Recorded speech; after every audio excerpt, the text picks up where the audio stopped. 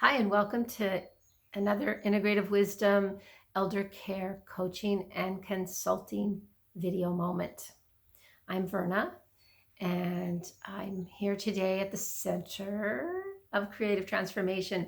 And I found myself in a little bit of a um, kind of caught in it's much a meditative moment, but a reflective, perhaps is a better word, a reflective moment when I'm thinking about sharing today. Because being an elder um, or being an old person, is there a difference, right? And how does that play out? And I was thinking about this time that we're in right now, the coronavirus um, time where we're socially distancing, as they say, and not isolating. And yet, I'm thinking about the isolation that can be a result of distancing, right? And then, as I was thinking about being an elder or an old person, I was thinking about all the distancing and isolation that comes along with that. And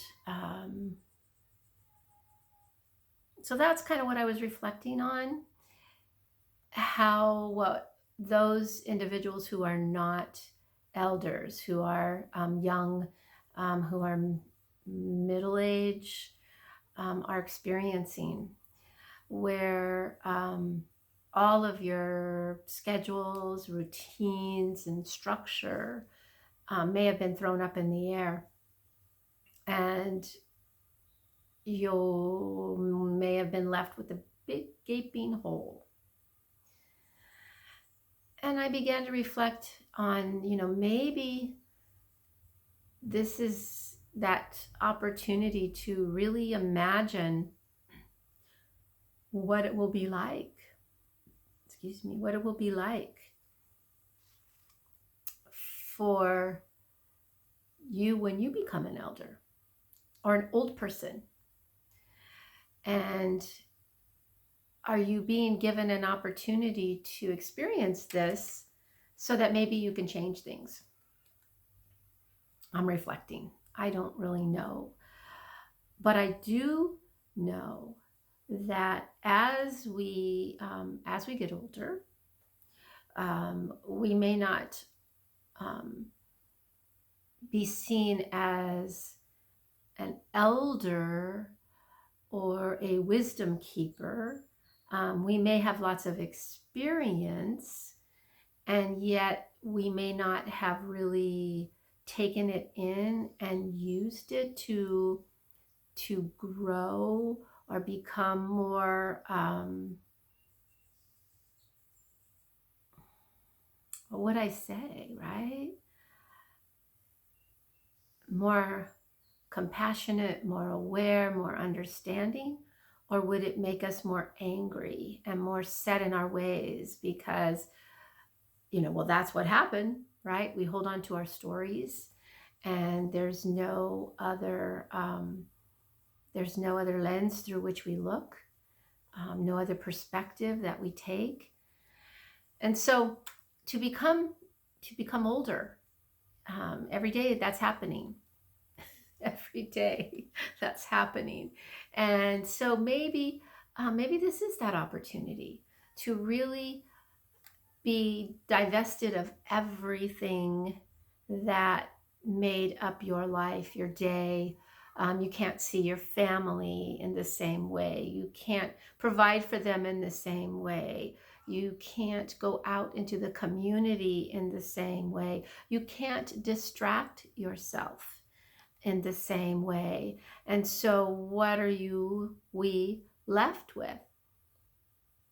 But a vast expanse, a vast opening into what? Into a connectedness. Can you feel the tie that binds? Can you feel the thread that holds you to all that is, even when you're not physically there.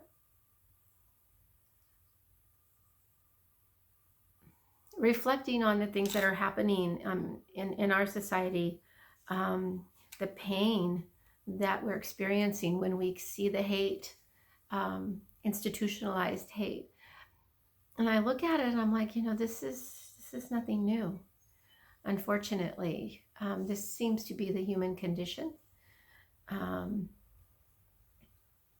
so we're still there. We're still there in the ugly me versus you, as opposed to me and you. We're in this together. Whether that's a big corporation, whether that's a small town institution, whether that's me fighting the weeds and trying not to use pesticides, not pesticides, but weed killer. Those simple things. We're in this together, and so the choices and decisions that we make reflect how we feel about that. And don't be fooled into thinking that it's them that are the problem, because, well, this is, my 2 cents, maybe not even Integrative Wisdom 2 cents, Verna Fisher 2 cents. Humanity has a lot to grow into. We have I don't know, there's these lessons to be learned. I don't know about that, but I do imagine this as an opportunity, especially for young people, to do it better, to learn about themselves, and to not just blindly follow, right? And yet to find the ancient thread and wisdom that is there through all civilizations, whether that's through a religious component before it became institutionalized, or that spiritual component, I might say, that we're connected, and that we're not here. We're not designed to be here forever. As much as all the advertisements and this and that would have us believe that we can always look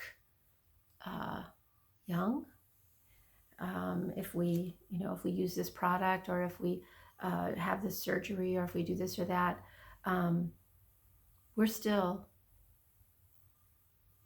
are still aging. And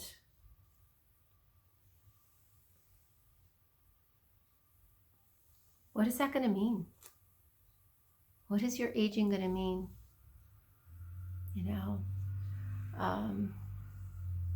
Examine your habits now.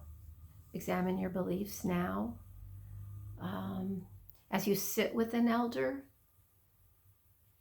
listen and learn, even if they seem more old than elder,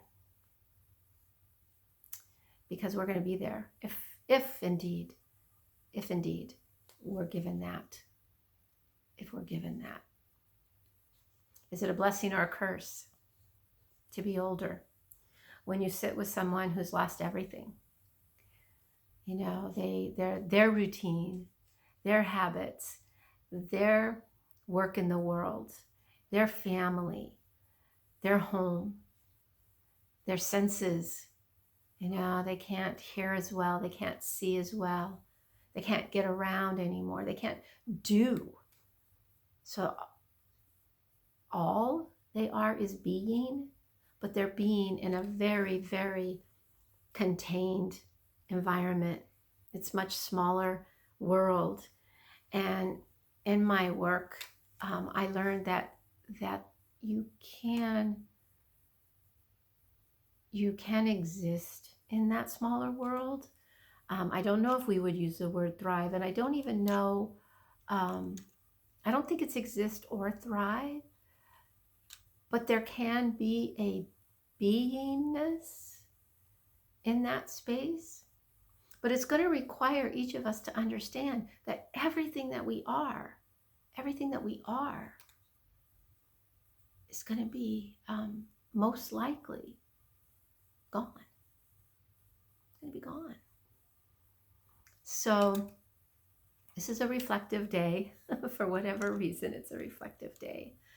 And I hope that you will take some time to reflect as well. Do not despair, but do pay attention. And if you do have old people in your life, or if you're lucky enough to have an elder in your life, pay attention. See what life is like for them. See what bad habits they've brought with them. And maybe you can work to release and let go of those before you get there. And they're even more ingrained, all tightly wound up inside this whole thing here, right? All right, so that's my Integrative Wisdom Elder Care Coaching and Consulting for today, for this week. And as always, I send you all lots of love, and may you be well. Alrighty, bye-bye.